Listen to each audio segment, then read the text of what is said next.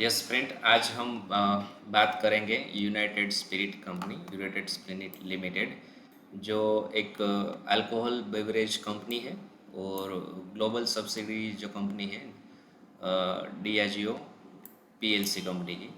और उसका अगर ब्रांड देखें तो कहीं ना कहीं आपने देखा होगा, कुछ यूज़ किया होगा। जो वेल नोन ब्रांड है signature, royal challenge, McDowell's and captain Morgan's, all that. अगर उसके ब्रांड पोर्टफोलियो की बात करें तो जो कंपनी है उसका मेजर रेवेन्यू 25%, मैंने कभी पढ़ा था।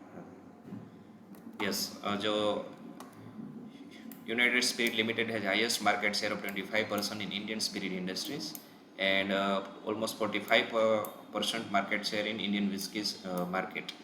So कंपनी के पास 37 फैसिलिटीज़ हैं, manufacturing facilities and distribution network almost 70,000 outlets. तो एक काफ़ी स्ट्रॉन्ग नेटवर्क और स्ट्रॉन्ग मैन्युफैक्चरिंग फैसिलिटी के साथ काम कर रहे हैं। और जो उसका ब्रांड है वो भी एक वेल नोन ब्रांड है, और जिसकी वजह से इसमें कहीं भी टैक्सेस का कुछ चेंजेस आए या कुछ इंटरनेशनल कुछ चेंज हो, लेकिन इसमें ज़्यादा कुछ फ़र्क नहीं आ गया, क्योंकि एक शौक की चीज़ है और लोग जब भी कुछ अपना कुछ दिखाना चाहते हैं, अपना गम निकालना चाहता है या खुशी जताना चाहते हैं, तो भी ये इस टाइप का अल्कोहल का बेवरेज का पार्टी रखते हैं लोग। और जैसे जैसे पर कैपिटा इनकम बढ़ेगी उस तरह से अल्कोहल का कंजप्शन भी बढ़ेगा, क्योंकि जब भी लो सोशियो इकोनॉमिकल स्टेटस होता है तब पहले बीड़ी पीते थे, सिगरेट पीते थे। अब जब पैसे वाले लोग होते हैं वो अल्कोहल कंजप्शन करते हैं और बाकी ड्रग्स भी लेते हैं। यहाँ बात ये नहीं है कि ये अच्छा है या बुरा है, क्योंकि हमें यहाँ एक बिजनेस पॉइंट ऑफ व्यू से देखना है कि ये बिजनेस उसका रेवेन्यू क्या है और हमें उसमें अपॉर्चुनिटी या प्रॉफिट मिलता है कि नहीं मिलता। हालांकि अल्कोहल नहीं पीना चाहिए, काफ़ी लोग मानते हैं, कई लोग मानते हैं कि अल्कोहल पीने में कोई दिक्कत नहीं है, वो इंडिविजुअल चॉइस है। हम यहाँ बिजनेस की बात कर रहे हैं तो बिजनेस पॉइंट ऑफ व्यू से ये जो बिजनेस है अल्कोहल का वो बढ़ता ही जाएगा, और यहाँ उसके बैलेंस शीट में भी दिखने को मिलता है। कंपनी की बात करें तो मार्केट कैप है ऑलमोस्ट 96,000 करोड़ के आसपास, लार्ज कैप कंपनी है। और उसका जो आर ओ सी 28% और आर ओ ई 21%, वो भी काफ़ी अच्छा है। और प्रमोटर को होल्डिंग अगर देखें तो 56% प्रमोटर के पास है। और आगे देखें, कंपनी लगातार जो उसका पी है ऑलमोस्ट 60 के अराउंड रहता है, 50-66। एक जो मीडियन पी है वो 68 के आसपास है। तो अभी का जो पी देखें 59 के आसपास, तो एक रीजनेबल वैल्यूएशन पे हमें देखने को मिलता है, क्योंकि ब्रांड है तो पी थोड़ा अपसाइड रहेगा। और क्वार्टरली रिजल्ट में अगर देखें तो कंसिस्टेंस उसके सेल्स जो है वो बढ़ती जा रही है। मार्च 22 क्वार्टर को देखें तो ऑलमोस्ट 3,000 करोड़ के आसपास है। और जो नेट प्रॉफिट है वो ऑलमोस्ट 4 टाइम्स हो गया, 3 टाइम्स हो गया है। 179 करोड़ से लेके अब लास्ट जो लेटेस्ट क्वार्टर है वो 421 करोड़ है। उससे पहले कब आया था, जून क्वार्टर में आया था, उससे ज़्यादा।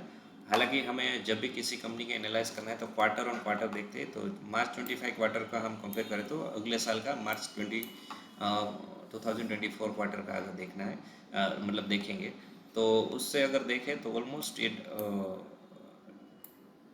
डबल डबल से थोड़ा कम है। तो काफ़ी अच्छा नेट प्रॉफिट यहाँ कंपनी दिखा रही है। कंपनी का जो टोटल जो नेट प्रॉफिट साल का है वो हाईएस्ट एवर है, 1,500 करोड़ के आसपास। और ईपीएस अर्निंग पर शेयर भी हाईएस्ट है, 21.75। तो एक काफ़ी अच्छी बैलेंस शीट है। रिजर्व देखें तो ऑलमोस्ट 8,000 करोड़ के आसपास है। 480 करोड़ का बोरोइंग है, जो ना के बराबर है। मैं ऑलवेज अपनी स्टडी में आपको बताता रहता हूँ कि लो डेट कंपनी को सिलेक्ट कीजिए, जिससे कंपनी के ऊपर कुछ भी फाइनेंशियल या गवर्नमेंट पॉलिसी का कुछ भी इफेक्ट आता है। कुछ क्वार्टर में अगर सेल्स कम होती है तो उसको जो बोरिंग ली है उसको इंटरेस्ट पे करने में कंपनी का फाइनेंशियल डिटोरिएट नहीं होता। तो कंपनी अपने आप वो सर्वाइवल मोड में आ जाती है कुछ क्वार्टर के बाद। तो लो बोरिंग जो कंपनी होती है या लो डेट कंपनी होती है वो काफ़ी अच्छी रहती है इन्वेस्टिंग के लिए। उसके पास फिक्स एसेट भी ऑलमोस्ट 1700 करोड़ के आसपास है, 72 करोड़ के आसपास अभी करंट इन वर्किंग प्रोग्रेस में भी है।